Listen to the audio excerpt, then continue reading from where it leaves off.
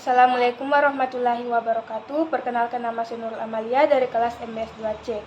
Jenis-jenis pasar yaitu 1. Persaingan secara sempurna, di mana para pelaku pasar telah mengetahui apa yang terjadi di pasar, apakah sifat, jenis atau produk, dan harga pasar.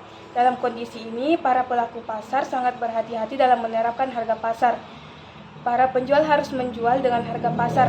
Ketika kita menaikkan harga di atas harga pasar, maka kita akan kehilangan keuntungan. Contohnya, saya menjual minyak goreng seharga 15.000, sedangkan di pasar menjual seharga 10.000. Maka para produsen akan beralih ke pasar. Dan yang kedua, pasar monopolistik, yaitu suatu pasar yang monopolinya dalam skala kecil. Para pelaku produsen sifatnya mendominasi pasar. Contohnya perusahaan A menjual sampo untuk menumbuhkan rambut, sedangkan perusahaan B menjual sampo untuk mengurangi ketombe. Nah, di sini sudah jelas masing-masing perusahaan mendominasi penjualannya tersendiri dan memiliki kreativitas tersendiri. Yang ketiga itu pasar monopoli, yang dimana mono artinya tunggal dan poli artinya penjual.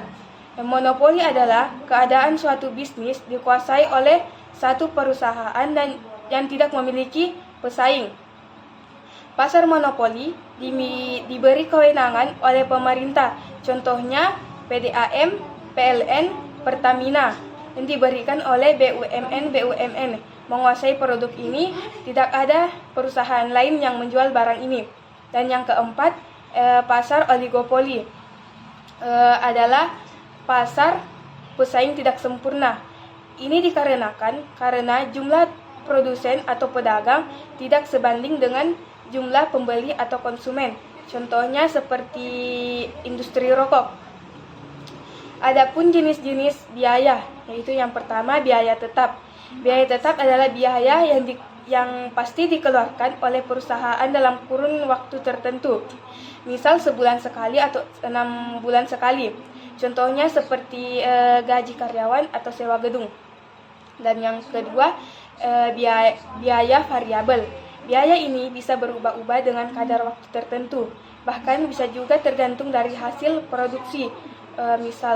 Misal jika hasil produksi mencapai tingkat maksimum, biaya bahan baku yang dibutuhkan juga besar. Begitu juga sebaliknya. Apabila hasilnya minim, biaya bahan baku yang dibutuhkan juga kecil. Contohnya seperti uang listrik. Yang ketiga itu biaya overhead, di mana biaya overhead ini dibagi menjadi 3. Yang pertama, biaya overhead tetap. Biaya overhead tetap adalah biaya yang rutin setiap bulan dan dana pengeluarannya tidak berubah meskipun aktivitas bisnis sedang meningkat.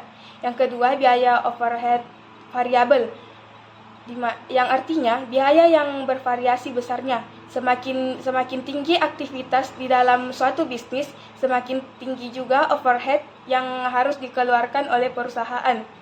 Dan yang ketiga, biaya overhead semi variabel.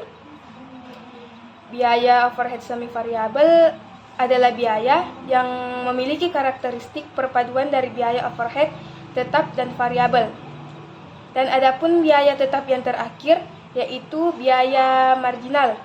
Ini adalah biaya tambahan yang dibutuhkan ketika proses berlangsung.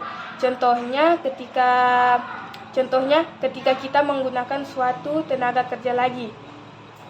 Sekian dari saya. Wassalamualaikum warahmatullahi wabarakatuh.